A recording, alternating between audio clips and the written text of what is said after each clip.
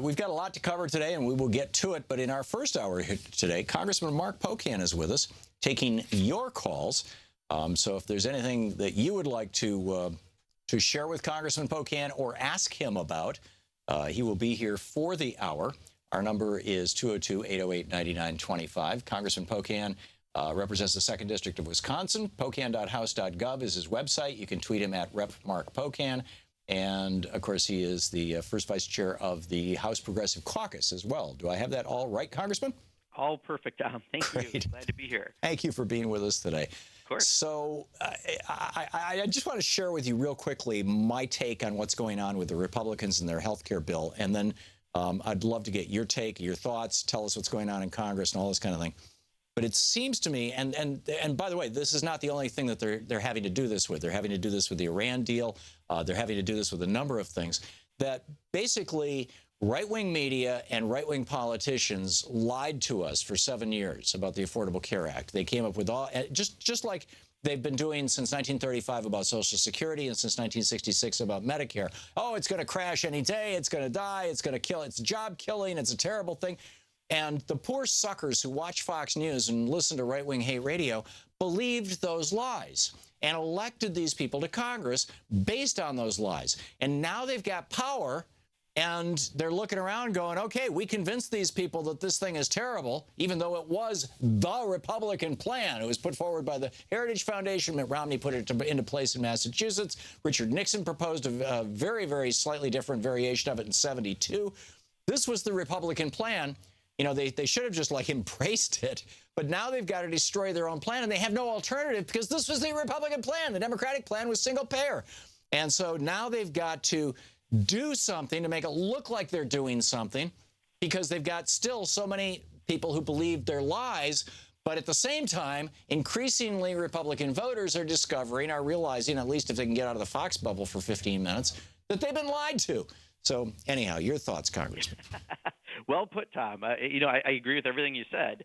This is something that they've been attacking, and then only recently when I think they realize they're now in charge of everything, they have no excuses, no one to blame, they have to address this. And now suddenly, one of the very positive byproducts of what happened through this process was now I think it's generally accepted among the vast majority of people that if you have a pre-existing condition, you should still have access to health care. And there shouldn't be lifetime caps on your health care, and that adult children stay on and women pay the same as men. And some of these things now have become general truisms out there, which is great.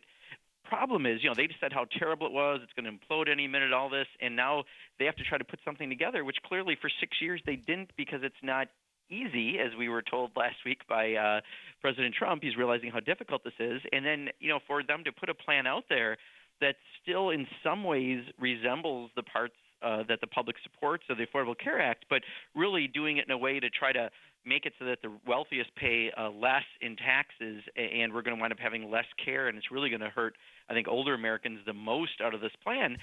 They're having to implode because the far right wants to live up to the promise that they made over the last 6 years, which is this is terrible and awful, and they don't want to accept any of it. And now Paul Ryan's trying to put something out there. Even the president said, well, there's a phase 2 and 3 of this. And right. They have no idea what they're doing ultimately, but they're rushing it through. That's the other thing to note, Tom. I mean, 2 committees today are marking this up. Next week it goes to the Budget Committee. We should have, though, a CBO score next week for it, which is very important to tell us what it's really going to do and how it's going to hurt a lot of people. And then the following week they want to have it done on the floor before we take a break for April. So, unlike when we had the Affordable Care Act, I think the House had about 79 different bipartisan hearings and markups.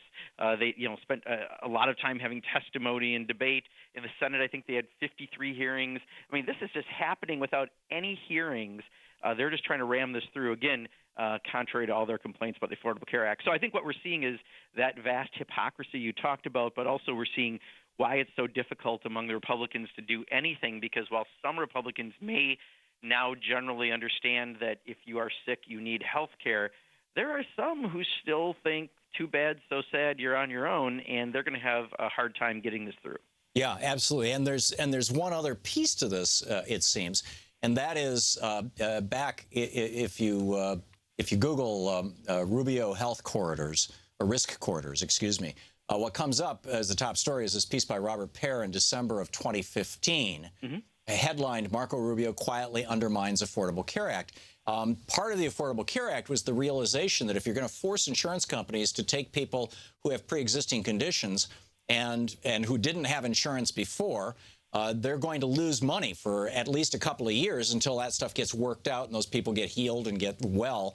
And so for the first decade of Obamacare, there was this thing called risk corridors, which is basically the federal government, every year, the insurance companies would come to the federal government and say, okay, we lost, $400 million last year. And the federal government would write them a check for $400 million and say, okay, here, we're going to make you whole because, at the end of a decade, all this is going to work out. And Rubio, well, this is from the article in the New York Times. A little-known health care provision slipped into a giant spending law last year, has tangled up the Obama administration, sent tremors through health insurance markets, and rattled confidence in the durability of President Obama's signature health law. By doing away with those risk corridors in December of 2015, knowing that that would take effect in October of 2016, when the new federal year begins, which is the month before the election, that when that went into effect, all these insurance companies are going to have to raise their rates 20 or 30% because they've got to make up their own risk corridors. Or step away from the plan. That's exactly right. And that's exactly what happened. And this was done by Republicans. And why is the Democratic Party not shouting this from the rooftops? I think right now there's a fire hose of things you can go after on the Affordable Care Act, and I think that's what people are dealing with in the committees today and everything else. Tom, I look at it this way. Is this perhaps our opening, and I think it was what we're going to do from the Progressive Caucus perspective, of saying, look, if we just had a Medicare for All system, it would address all of these issues comprehensively without having to worry about who's making this little bit of profit and who's being subsidized, and all the issues that are out there all get covered if you have a comprehensive system that covers everyone. And you know what?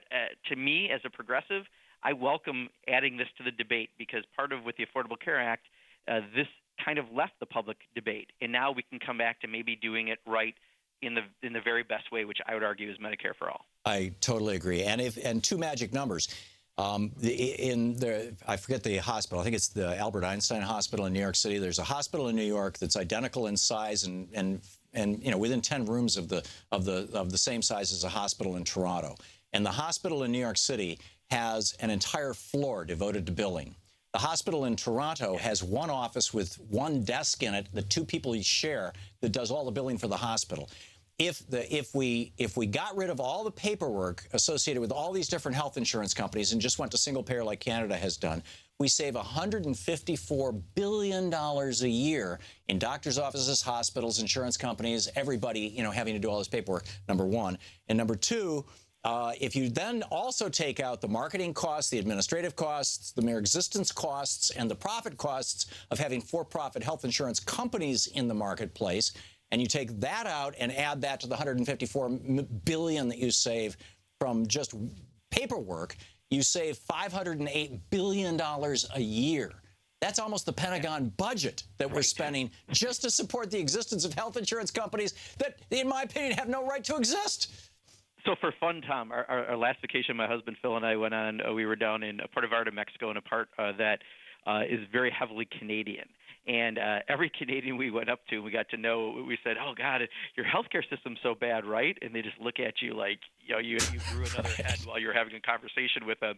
I mean, clearly, that is a great example from a country that is, so similar, especially when you're from Wisconsin. I mean, they're extremely similar to us. That's next door. Yeah, it's a great comparison. And don't forget the auto industry. Making a car in Canada or in Detroit, and an additional cost that we have here because of how we do our healthcare system puts us in a negative manner for competition when you come to the free market. Yeah, it's in fact, Toyota did the math, and then they said when they decided to move that factory, this was like 8 or 10 years ago, to Canada, instead of they were bidding 3 states against each other, they said it was $2,400 per car for health insurance. That's crazy.